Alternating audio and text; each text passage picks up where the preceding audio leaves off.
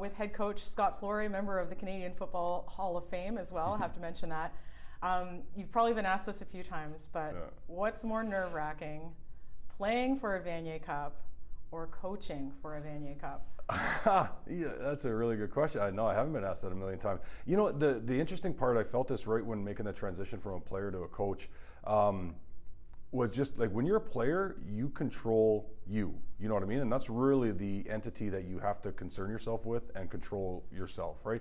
Now, in a leadership role and all that kind of stuff as an athlete, yeah, you've got bigger things, right? But it's not to the level of a coach. And I remember the first few games of coaching, it's like you want to, you know what I mean? But you can't do, right? Like so, you know, through experience and you know, a few scars and battle tests and stuff, you learn kind of the best way to set your guys up for that, for them to succeed. And that's really what the coaching part is about. So it's, you know, from a nerve-wracking standpoint, like as a player, you know, I don't know. Each has their challenges, but as a player, right, you controlled your little bubble universe, and as a coach, you've got to control kind of it all. You know what I mean? Yeah.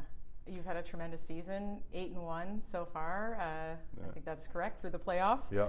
What have been the keys to your team's success?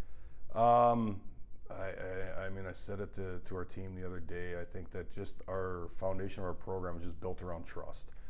You know, I learned after my first year as a head coach that we needed to change some things, and you know, the recruiting and all that kind of stuff. But it was more internal from our structure within our football team. Created our executive leadership group and empowered those guys that we need them. We need them. So our group and the trust that we have from peer to peer, right, athlete to athlete, athlete to coach, coach to athlete, and then coach to coach.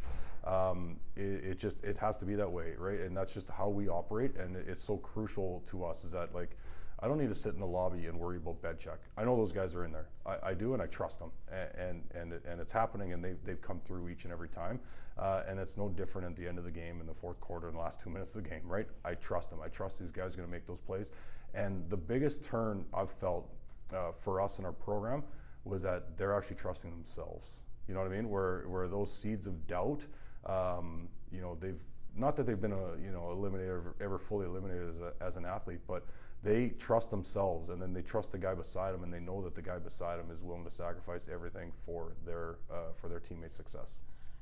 You mentioned, you know, a couple of bumps along the way, maybe one of them 2018 at the Mitchell Bowl against this very Western team. What has changed from your team from then until now?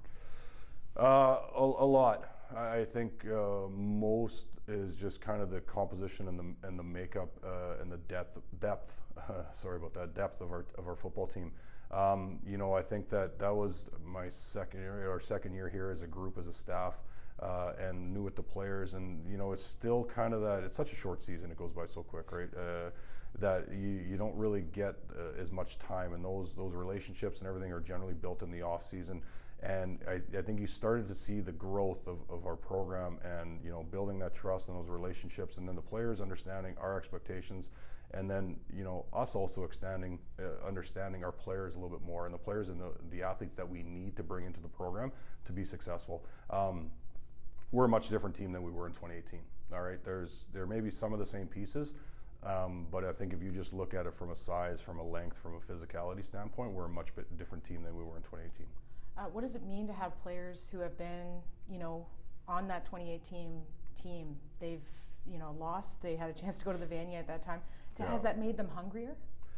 Yeah, no, I don't know if it has. I think that like the desire to win is such an intrinsic thing that I don't know if we need any kind of, you know, hurtful bumps along the way to be able to propel us more. I think that anytime those things happen, it's more of a reaffirmation or refocusing, but I don't think it's from a motivational tool. I've always felt that just things like that, you know, they disappear real quickly. It's like a pregame speech to me. I mean, that's out the window at the opening kickoff, you know, because that ain't going to propel you through the game.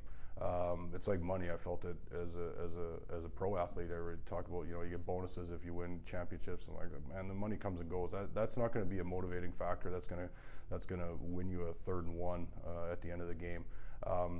You know, it's that commitment to your team, to yourself, to your teammates, and that intrinsic desire for success, to me, propels you in the toughest and the darkest moments of the game. Last one for you. Have you played your best game yet? As a football team, no. We're continually striving, right? We're always looking for that perfect game. But I mean, we watched the tape, and it wasn't a love fest on Sunday when we watched the game. We were harsh, and we were critical of each other and of ourselves, and ourselves as coaches, ourselves as players, and the guys know that we're always continually striving for success and for perfection. We know what's unattainable. We get that. We understand that. But we're always striving for that perfect game, and we know it's a process, and we continually get better. And that's really what we want to do as a program, and also throughout the season, is continually look to that improvement. I preach a lot about incrementalism. Just let's get better each and every day, each and every opportunity. And the more games we have, the more opportunities we have to get better. Well, good luck on Saturday. Thank you very much. Appreciate that.